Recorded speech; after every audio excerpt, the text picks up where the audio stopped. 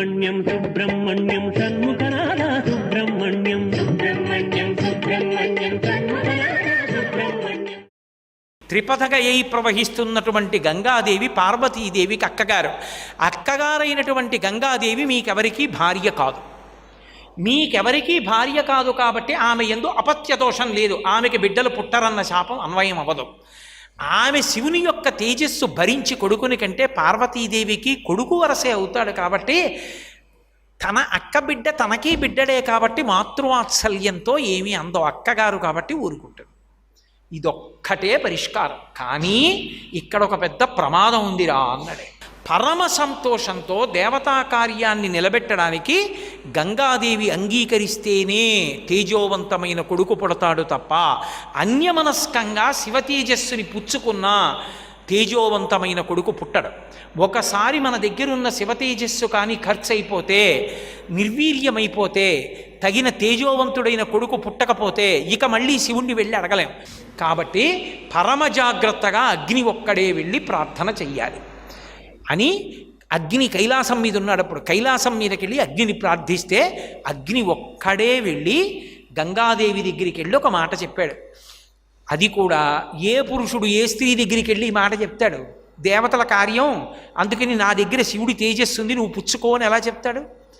అందుకని ఆయన ఎంత గుంభనంగా చెప్పాడంటే, దేవతానామిదం కార్యం గర్భం ధారయ వైదేవి. అమ్మా, ఇది దేవతల యొక్క కార్యం, తప్పదు. దేవతలు రక్షింపబడాలి, ధర్మం నిలబడాలి, లోకాలన్నీ రక్షింపబడాలంటే పరమశివుడికి కొడుకు పుట్టాలమ్మా. తారకాసురుడి వరం. ఆయన తేజస్సుని పట్టగలిగిన దానివి నువ్వు ఒక్కదానివే ఉన్నావు. అందుకని ఈ తేజస్సు నీ యందు ప్రవేశపెడతాను, నువ్వు దీన్ని ప్రహృష్టమైనటువంటి మనస్సుతో స్వీకరించమన్నాడు. తస్య తద్వచనం దృష్ట్వా దివ్యం రూపమధారయత్ అన్నారు మహర్షి. ఎన్ని రహస్యాలు చెప్పారండి షణ్ముఖోత్పత్తిలో. స్త్రీ పురుష సమాగమనందు పరస్పరము అనురాగంతో పరమ సంతోషంతో ఇద్దరూ ఒకటి కానప్పుడు తేజోవంతమైనటువంటి శిశువు జన్మించే అవకాశం లేదని ఆయుర్వేదం. కాబట్టి వేదం మనకు ఉపాంగం. కాబట్టి ప్రహృష్టమైన మనసుతో అంగీకరించమన్నాడు. దివ్యమైన రూపాన్ని ధరించి అగ్నిహోత్రుడు తనలో ఉన్నటువంటి శివతేజస్సుని గంగాదేవి యందు ప్రవేశపెట్టాడు. ఇప్పుడు గంగాదేవి యందు శివతేజస్సు ప్రవేశించింది. ప్రవేశించగానే గంగమ్మ 3 లోకముల యందు ప్రవహిస్తూ ఉంటుంది. ఎంత చల్లగానో ఉంటుంది ఆ తల్లి. అంత చల్లగా ఉండేటటువంటి గంగ ఎత్తేజ క్షుభితం. అమ్మ బాబోయ్, మరిగిపోతున్నాయి నా నీళ్లు, నాలో ఉన్నటువంటి జలచరములన్నీ మరణిస్తున్నాయి, నేను భరించలేను విడిచిపెట్టేస్తాను, ఎక్కడ వదిలిపెట్టేయనంది. అంటే అది మహద్భూతం అన్న మాటకు అర్థం. ఆయన తేజస్సుని కానీ ఆయన మనసు కదపడం కానీ ఆవిడకొక్కదానికే శక్తి తప్ప అన్యులకు సాధ్యం కాదు. ఇప్పుడు ఆయన తేజస్సుని పడదామని ఏ ప్రాణి ప్రయత్నించినా పట్టలేదు. కాబట్టి ఇప్పుడు గంగ అంతటిది ఉడికిపోయింది. ఉడికిపోయి నేను పట్టలేను వదిలేస్తానంది. ఇప్పుడు గంగ కానీ శివతేజస్సుని ఎక్కడైనా వదిలేసింది అనుకోండి, అయిపోయింది అంతే. ఇహ తారకాసుర సంహారం జరగదు.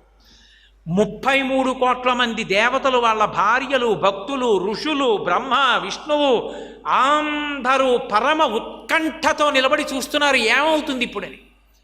వెంటనే దేవతలందరూ అన్నారు, అలా విడిచిపెట్టేసేకు, దాన్ని తీసుకొచ్చి హిమాలయ పర్వతాలు ఉన్నాయి కదా, ఆ కైలాస పర్వతం యొక్క పాదమునందు తీసుకొచ్చి అక్కడ వదిలిపెట్టేసేయి అన్నారు.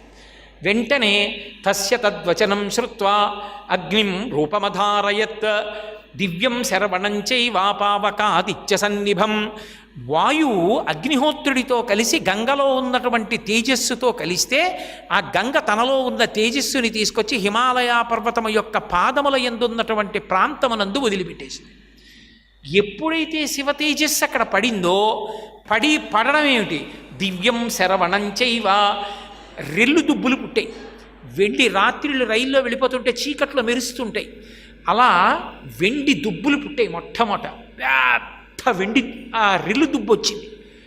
దేవతలందరూ చూసి అనుకున్నారు, అరే రే రే రే పోయిందిరా, మనం దెబ్బతినేశాం. రెల్లు దుబ్బు పుట్టింది. ఎందుచేత అంటే గర్భస్రావం అయిపోయింది. ఆ తేజస్సు పట్టగలిగిన క్షేత్రం కాదు ఈ క్షేత్రం, మనకు యోగ్యత లేదు.